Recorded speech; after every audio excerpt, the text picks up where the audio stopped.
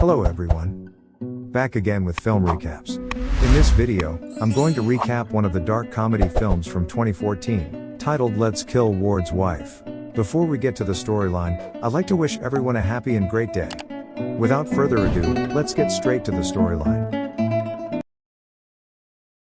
The film opens with a submersion party of a child. The child's mom, Stacy, remains in the midst of the group, looking glad for herself as she talks, continuous, by the other visitors. We can see that she needs regard for her significant other, Ward, and transparently chides him for making a little clamor in her discourse. As this occurs, cold air could be searched the room right away, as the visitors profoundly scorn her. Across the room, Ward's companions watch in disdain. They are Tom, Ronnie, and David. One of them, Ronnie, unobtrusively voices that he might want to crush Stacy's face in the cake. The scene then, at that point, changes to Tom. Tom carries on with a basic existence with his significant other, Gina, and a youngster. He is dependably occupied, which has left his significant other Gina yearning for his adoration. Before he leaves on that day, Gina recommends that they ought to screw this evening, yet he doesn't appear to be intrigued. Another of Ward's companions, David, is sending his child off to school, while his ex is calling to ensure he's prearranged everything. In light of the prize laying in his home, we can accept that he's an honor-winning entertainer.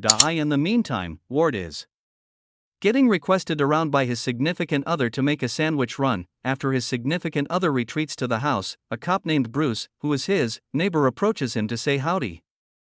Tom, who fills in as a journalist, is set to talk with a VIP Robin Peters, who was selected for 2 foundation grants before she dropped out of beauty and is just featured in more modest jobs since. They appear to move along immediately, and Robin plainly plays with Tom. However, he considers it as a cordial discussion. In the meantime, David drops his child off at school and is welcomed by his ex, Amanda.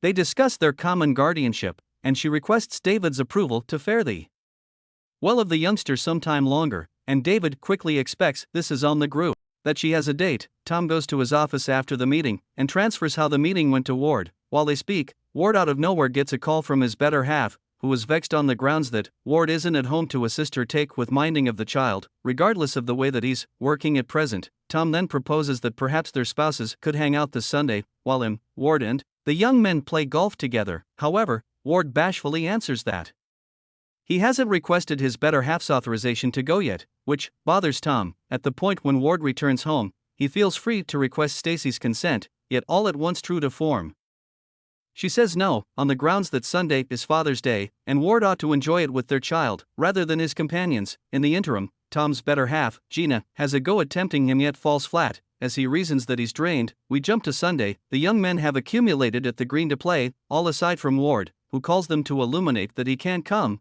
since his significant other requirements everyday reassurance on Father's Day. Ward lets them know that Stacy had a horrible relationship with her dad, and the young men begin to discuss Ward's significant other while they golf. Subsequently, they continue to discuss how hot Robin Peters is.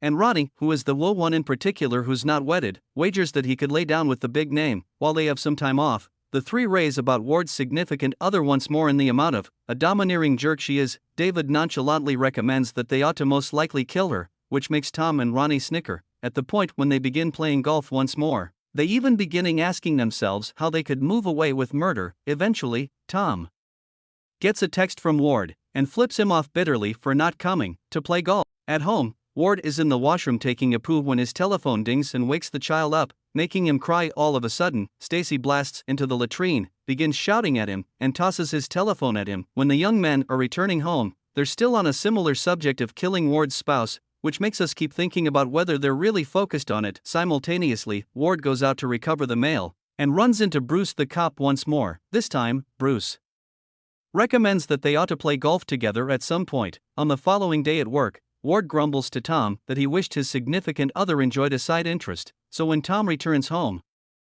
he persuades his better half Gina to go spend time with Ward's significant other, Stacy. However hesitant, Tom's significant other concurs, and even from the outset we could perceive how surly, what's more, severe Stacy is the point at which she shows up. At the point when they plunk down to talk, Gina shares about the absence of closeness in her marriage with Tom, while Stacy icily whines about Ward needing to spoon her when she rests and how she loathes it. Things get ugly when the child takes a crap in his diaper. However, Stacy is as well apathetic to change it despite the fact that the other ladies could smell it. In the interim, David is looking into how to pull off murder at home. And later, he goes to see Ronnie to discuss it. The point when David raises the subject, Ronnie calls him insane on the grounds that he was simply messed around recently. On the following scene, Ward and his significant other set up a lawn party, during which we could see Stacy gaslighting Ward by calling him a careless dad before his companions, including Bruce the cop. A couple of hours into the party, Tom gets a call from Robin Peters, who straightforwardly teases with him and requests to see him once more, which he enthusiastically expresses yes to.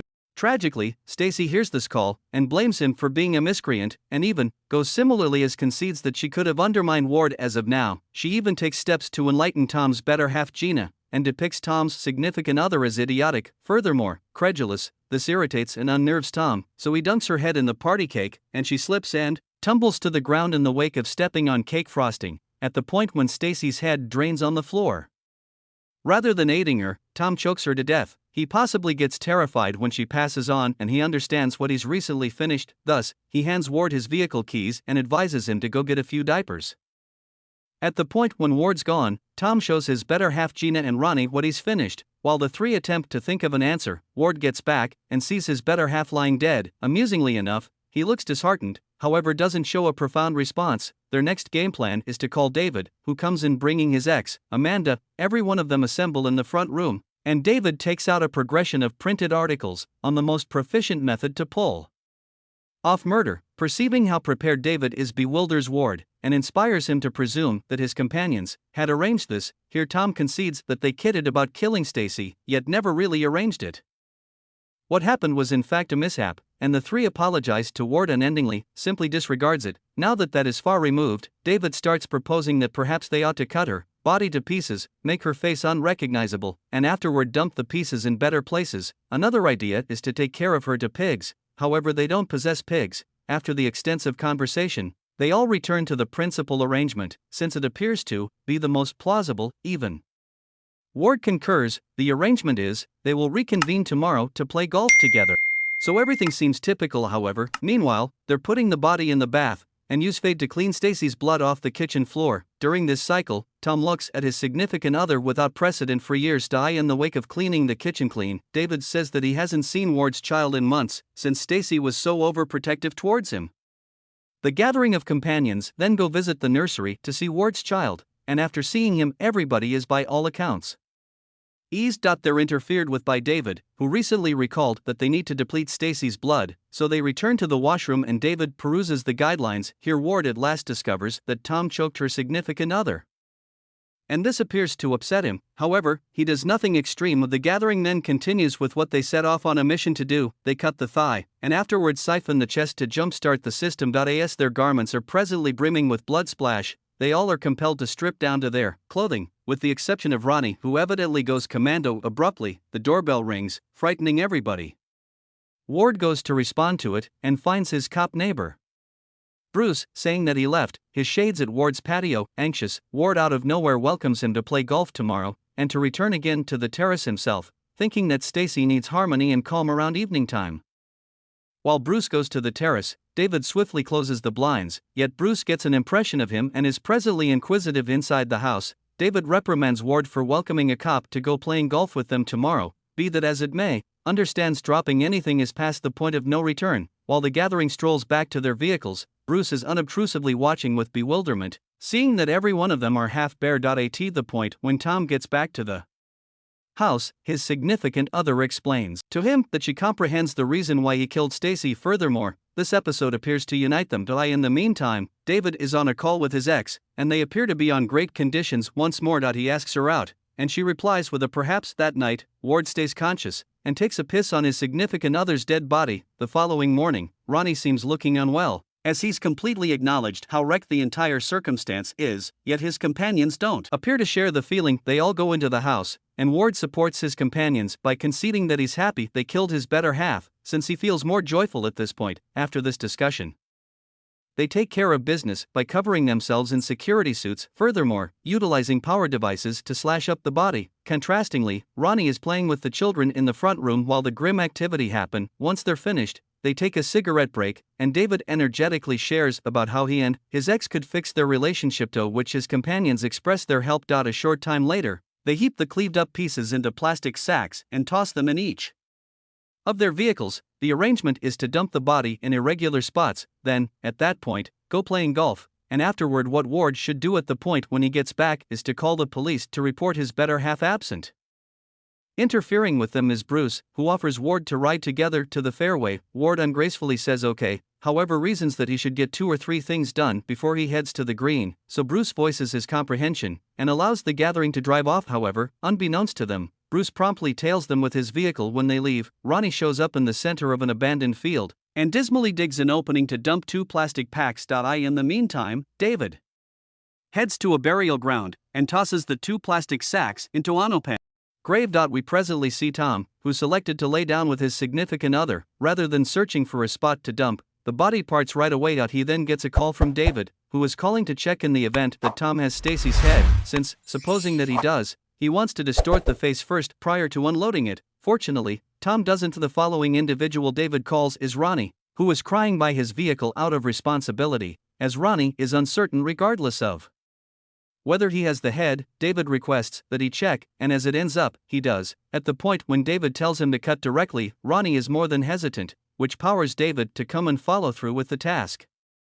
We presently move to Ward, who dumps the body parts in a public trash receptacle. Soon after he leaves, a dubious Bruce pulls up with his car. Back to Ronnie. He's in a complete implosion when Tom shows up, as they coincidentally picked a similar area to dump the body parts. Here Ronnie attacks him, saying that most of them ought not be assuming liability for the homicide that Tom committed. In any case, Tom guards himself by saying that Stacy had the right beyond words, being a terrible mother, spouse, and companion. However, at that point he breaks and concedes that it's not the genuine justification for why he killed Stacy. Furthermore, before Tom admits the genuine justification for why David shows up, David promptly takes a golf club to crush Stacy's face, yet Tom stops him in light of the fact that he maintains that Ronnie should demonstrate he won't rodent them out to the police, and the as it were method for doing it is by being an assistant to this homicide. Constrained by his companions, Ronnie does what they asked him with scorn, before the 3 continue to the green. In the meantime, Ward shows up back at the house to get Bruce. Right when Bruce pulls up before the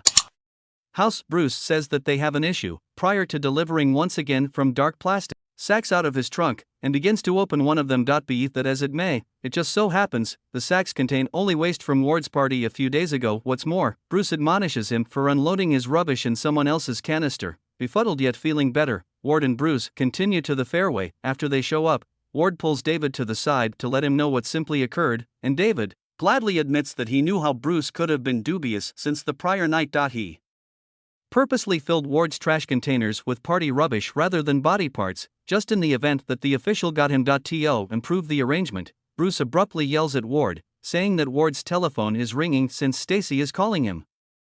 Hearing this, David grins, and advises Ward to advise the cop to pick up the telephone. Incidentally, David had taken Stacy's telephone and gave it to his ex, Amanda. Furthermore, presently Amanda is at some desert by the thruway claiming to be a furious Stacy. After the call, she dumps the telephone into the desert, and leaves the scene. At the point when Ward returns home, he does what they had first arranged. He called the police and detailed his significant other missing. Just this time, an unmindful Bruce is available during the meeting, and affirms that he was the last individual to address Stacy through call. After this wrecked occasion, Tom and his better half currently have a sound sexual relationship.